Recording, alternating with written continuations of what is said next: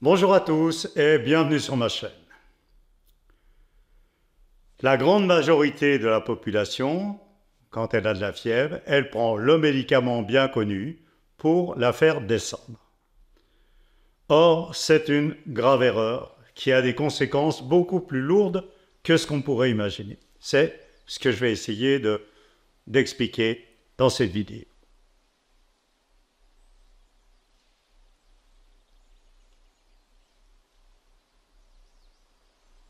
Pourquoi est-ce qu'on cherche systématiquement ou quasi systématiquement, pour la grande majorité d'entre nous, à faire descendre la fièvre quand on a un rhume, une angine, une maladie bénigne, etc. Bien d'abord parce qu'on ne voit pas pourquoi on ne le ferait pas, c'est désagréable.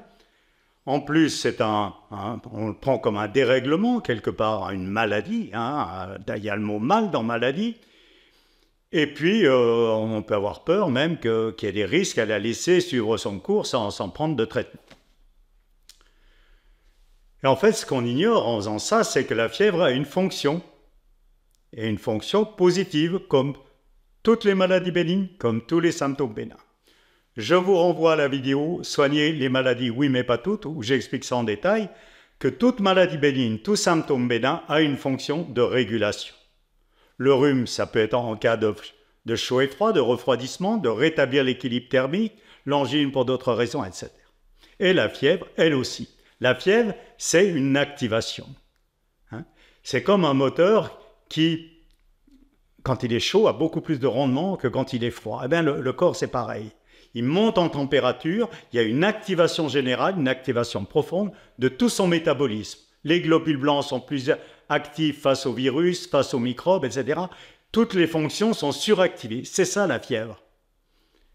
Donc, il est suractive toutes ces fonctions à un moment justement où le corps en a besoin parce qu'il est en train, par la maladie bénigne, de procéder à un travail de remise en ordre, de rééquilibrage. Si on coupe la fièvre, eh bien on enlève du rendement moteur.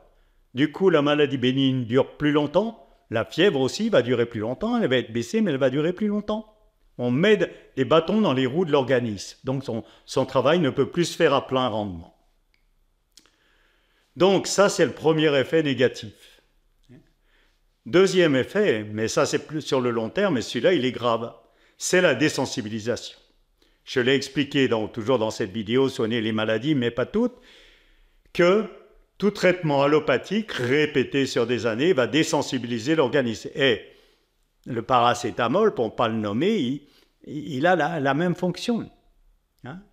Donc, sur le long terme, la prise régulière de tous ces médicaments allopathiques, paracétamol, etc., va couper la sensibilité, va dégrader la sensibilité de l'organisme, ça veut dire sa réactivité, c'est intimement lié. Du coup, il va être moins réactif vis-à-vis de problèmes qu'il peut y avoir à l'intérieur de lui ou d'agresseurs comme le Covid. Un chercheur américain, donc spécialiste du sida, disait que la désensibilisation, c'était la source profonde de toutes les maladies. Pourtant, il connaissait un peu les maladies, spécialiste du sida. J'en parle dans la vidéo qui s'intitule « La vraie maladie, la désensibilisation ». C'est une formule que j'ai empruntée à ce chercheur. Donc ça, on n'imagine jamais, en prenant des petits médicaments allopathiques, j'allais dire que ce n'est pas des traitements lourds ou du paracétamol, qu'on dégrade notre santé, mais en profondeur, ce n'est pas des histoires. Ce qui fait que le corps va devenir, comme pour la grande majorité de la population, incapable de maintenir son équilibre tout seul, ce qui n'est pas normal. Donc le conseil d'ores et déjà, si vous aviez l'habitude de traiter la fièvre systématiquement, arrêtez de le faire pour les maladies bénignes, bien entendu. Et puis, donc, vous profiterez de leur effet de rééquilibrage et en plus, vous arrêterez de désensibiliser votre organisme, de dégrader votre santé. Mais on va me dire, oui, mais est-ce qu'il n'y a pas des risques? Très rares. Les médecins disent, tant que ça n'a pas atteint 41 degrés, donc ce n'est pas le plus fréquent, il n'y a pas de risque. Si ça persiste, on va voir le médecin, bien entendu, pour savoir s'il y a... Surtout pour savoir si c'est vraiment lié à un symptôme bénin. Quand c'est lié au rhume, à l'angine, etc., il n'y a pas de risque. Où il peut y avoir un risque, c'est si ce n'est pas lié à des symptômes connus et que la fièvre est élevée, très élevée. Et puis en plus, il y a des symptômes un peu bizarres, des raideurs dans la nuque, de la confusion mentale ou de la somnolence. À ce moment-là, il faut aller voir le médecin rapidement même, mais pas à 38,5 ni à 39. Mais si ça atteint plus de 40 et qu'il y a des symptômes bizarres, là, il faut aller vite parce que ça peut être le signe qu'il y a quelque chose d'urgent à traiter, peut-être. Et là, qui n'est pas bénin. Autant il faut laisser faire les maladies bénignes, autant quand ce n'est pas bénin, quand c'est pathologique, là, il y a des moments où il faut intervenir tout de suite. Voilà, c'est le seul bémol, je dirais. Quant aux fameuses convulsions, les médecins le disent, c'est pas moi, que chez les petits, voire les tout petits, il n'y a aucune gravité, sauf si l'enfant a vraiment des problèmes particuliers. Voilà, donc, j'allais dire, on peut profiter de cette suractivation qu'apporte la fièvre et de ce travail de régulation qu'apportent les maladies bénignes sans prendre de risques. Et puis, s'il y a des doutes sur les symptômes, si ça dure, on consulte. Mais là, je vous renvoie à une autre vidéo qui s'appelle « Une consultation d'un autre type » où on ne consulte pas pour que le médecin donne le médicament qui couple systématiquement le symptôme, mais pour savoir si c'est bien bénin, auquel cas on laissera la maladie bénigne suivre son cours. Pour terminer, petit conseil pratique pour mieux vivre votre fièvre et pour qu'elle dure moins longtemps. Pourquoi est-ce qu'elle dure longtemps? Parce qu'on s'oppose à elle par le médicament. Donc, elle ne peut pas s'exprimer à plein rendement, ça prend plus de temps, du coup. Et la maladie bénigne aussi. Pour qu'elle aille plus vite et qu'elle fonctionne le mieux possible, au lieu de la contrer, on va l'accompagner, on va aller dans son sens. C'est-à-dire qu'on va être à l'écoute de ses sensations et qu'on va suivre ses sensations de moment en moment. Personne d'autre peut vous le dire, c'est vous qui sentez, c'est votre corps. Et oubliez les idées reçues. Pendant la fièvre, il faut manger pour reprendre des forces. Négatif. Si le corps a faim, mangez. Mais vous verrez qu'en général, pendant la fièvre, on n'a pas faim. Il faut que toute son énergie soit consacrée au travail qui est en train de se faire. La digestion prend beaucoup d'énergie. Donc, c'est contre-productif. Sauf si on a faim. Même chose pour la boisson, il faut s'hydrater. C'est le leitmotiv du siècle.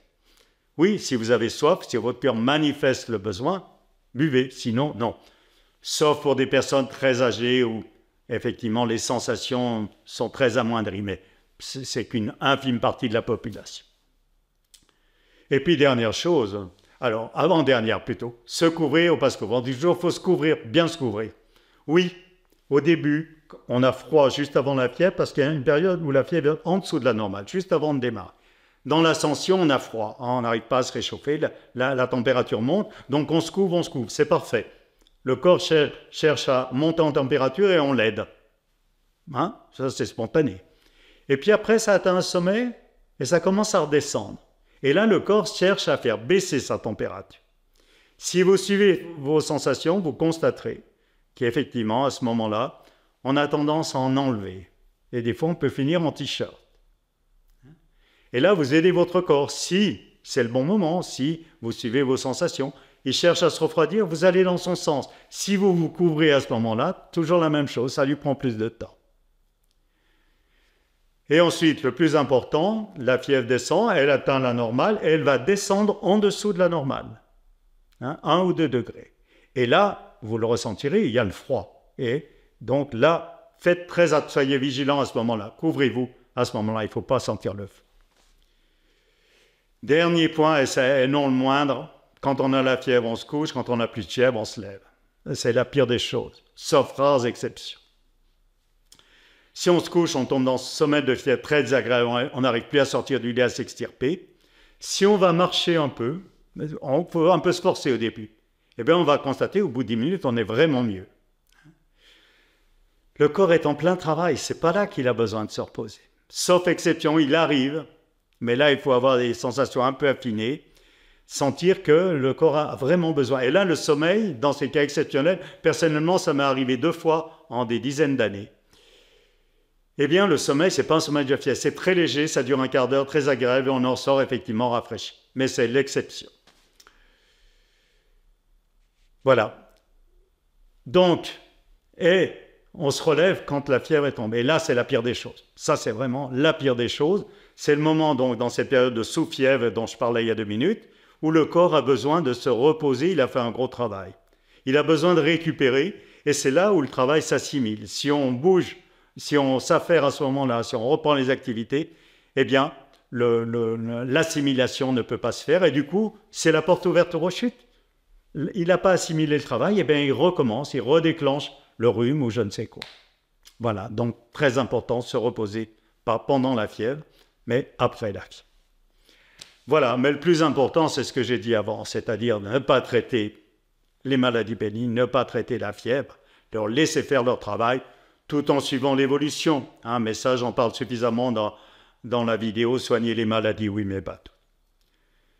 J'espère que vous pourrez profiter de cette vidéo et en faire profiter également vos enfants, hein, pour ne pas détruire ce capital santé qui est énorme chez eux, cette sensibilité toute neuve. Et puis arrêter de dégrader la vôtre justement par des traitements, notamment pour baisser la fièvre ou supprimer les maladies bénignes quand ils ne sont pas utiles. Voilà, si vous avez des questions de commentaires, toujours la même chose, vous les mettez en dessous, je les consulte. Et plus de renseignements dans mon livre, donc des références dans la présentation de la chaîne. Il ne me reste plus qu'à vous remercier pour votre attention et à vous donner rendez-vous peut-être une autre fois dans une vidéo, si vous le souhaitez.